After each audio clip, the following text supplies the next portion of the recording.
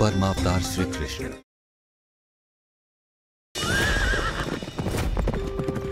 पूरे ब्रजमंडल के बच्चों पर बहुत बड़ा संकट आ गया नंद बाबा। नंद बाबा, कंस के सैनिक हमारे घर में घुस के हमारे नवजात शिशु की हत्या कर रहे हैं। नंद बाबा, ब्रजमंडल के सभी नवजात शिशुओं की हत्या करने की क्या आवश्यकता? सभी तो आपके शत्रु है नहीं। आपके शत्रु तो सगरे के सगरे लोग गोवर्धन पर्वत की शरण में जा रहे हैं। गोकुल के सारे बच्चा एक साथ मरेंगे।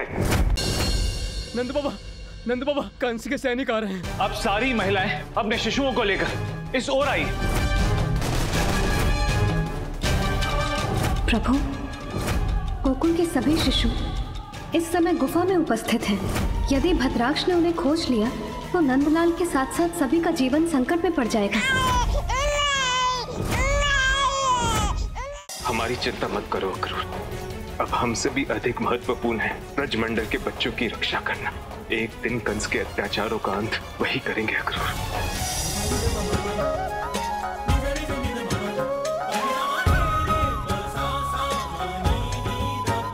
सभी ग्रहों के गोचर के अनुसार तुम्हारी पुत्री का नाम राधा राधा राधा राधा राधा। नंद, तुम्हारे पुत्र का नाम होगा कृष्ण कृष्ण कृष्ण कृष्ण कृष्ण कृष्ण। पूतना, उसे भेजा है मैंने तेरी 8वीं संतान को ढूंढने के लिए। जैसे ही तेरी 8वीं संतान मिलेगी, बाकी संतानों की तरह उसकी भी हत्या कर दूंगा। गाँव वालों, ये वही चुड़ैल है जिसने गांव के बच्चों की बलि ली है। मारो इसे!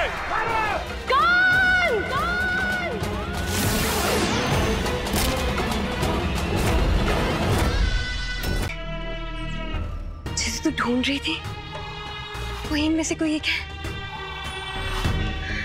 अब तो तुझे इन्हें मारना ही होगा।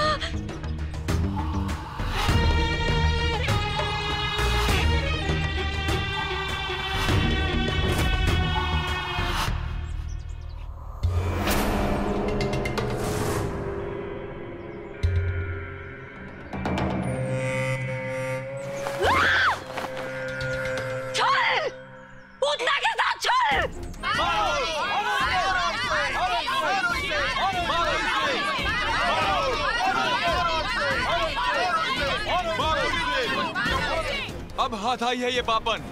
गांव वालों, ये वही चुड़ैल है जिसने गांव के बच्चों की बलि ली है।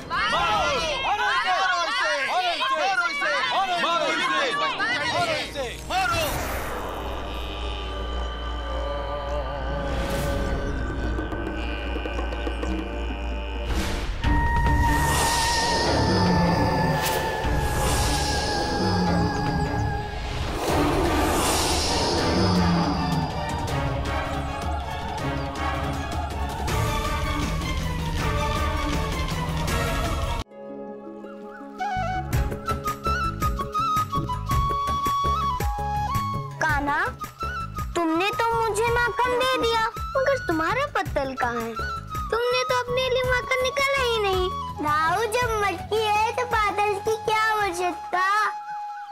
मटकी का सारा माखन तो मेरा ही है। कान्हा, तुम्हें पूरी मटकी और हमें बस तनिक सा मक्खन, ये तो ठीक नहीं है कान्हा। दाऊ, मैया कहती है ना, संतोषम परम सुखम, अर्थात जिसको जितना मिले उसमें भी संतोष करना चाहिए। यदि संतोष में सुख है तो तुम्हें भी तो थोड़े में संतोष करना चाहिए। तुमने इतना अधिक माखन क्यों ले रखा है?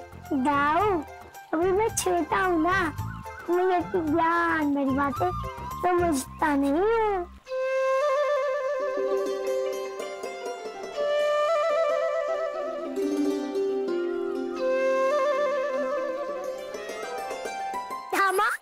तुम कहाँ थे अब तक? मक्खन तो कब का बढ़ चुका है। कान्हा, मैं रात भर माखन का सपना देखता रहा, इसलिए सुबह उठने में देर हो गई। देर तुमने की है तो दंड भी तो तुम्हें ही भुगतना पड़ेगा ना दामा।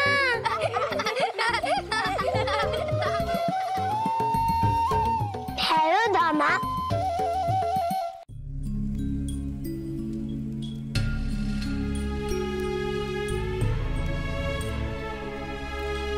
भगवान, पिछले 5 सालों से देवी देवकी ने पलक भी नहीं झपकी है।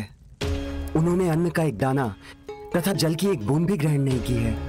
तेरे पुत्र को मैं अवश्य मारूंगा, तेरे जीते जीना सही, तेरे मरने के पश्चात ही सही। बेटी नहीं मरेगी, और वो तब तक नहीं मरेगी जब तक वो अपनी आंखों से तेरी मृत्यु नहीं देख लेती। इन्हें मारने के लिए मुझे कालकूट विष चाहिए। अब गोकुल के बच्चे मृत्यु की नींद सोएंगे।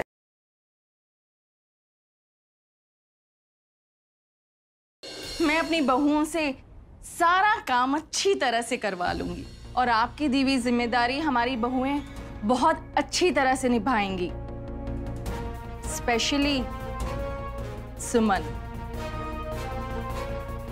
भाभी क्या हुआ? पता नहीं मुझे आज इतनी नींद क्यों आ रही है? आप एक काम कीजिए ना, आप जाके थोड़ा सा आराम कर लीजिए। मैं भी यही सोच रही हूँ, थोड़ी देर आराम ही कर लेती हूँ।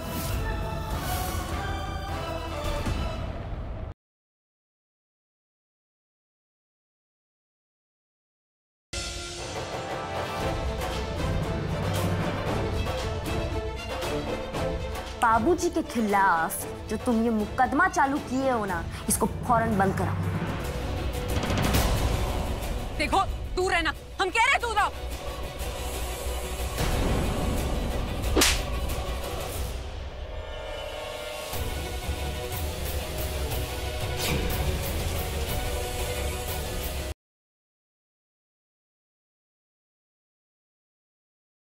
वैष्णवी हाजिर है तुम्हारी गुलाम बनकर। अब इससे जितनी चाहे अपनी सेवा करवा लो। तुमने मुझे मारा था ना, अब देखना मैं तुम्हारा क्या हाल करूंगा। तुमसे इतना काम करवाऊंगा कि तुम थक जाओगी, घबरा जाओगी।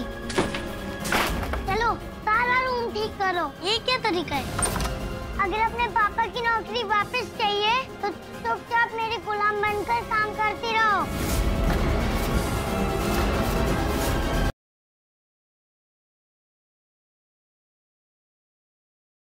ये सारी छोटी छोटी बातें हैं, ये सब ठीक हो जाएगा। आप थोड़ा सा टाइम दीजिए। नहीं मीरा, दोस्त दोस्त ना रहा, प्यार प्यार ना रहा। सरू तो वही रही और गोपाल वो ना रहा। अब तुम मेरी एक बात बहुत गौर से सुनो। हाँ। भाड़ में जाओ।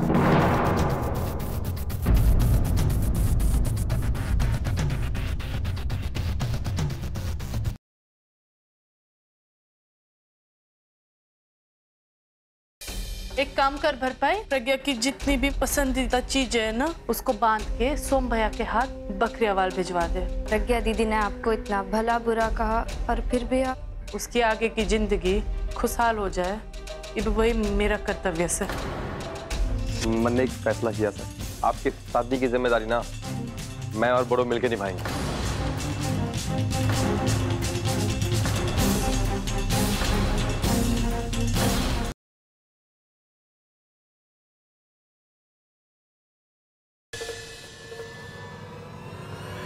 वाह प्रीत वाह, एक और धोखा।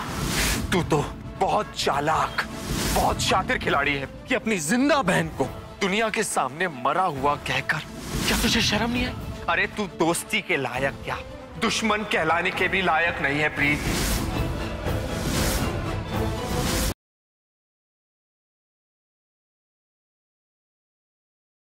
माँ साध्वी को हमारा प्रणाम। राकेश, ये हमारी तरफ से धन रख लीजिए। जितना भी धन हम आपको दे रहे हैं ना चेक में, उसका आधा धन हमें कैश में दे दीजिएगा, हमारा भी इनकम टैक्स बच जाएगा। संतोषी, अगर साध्वी माँ ने ये चेक ले लिया ना तो बहुत ही गलत होगा।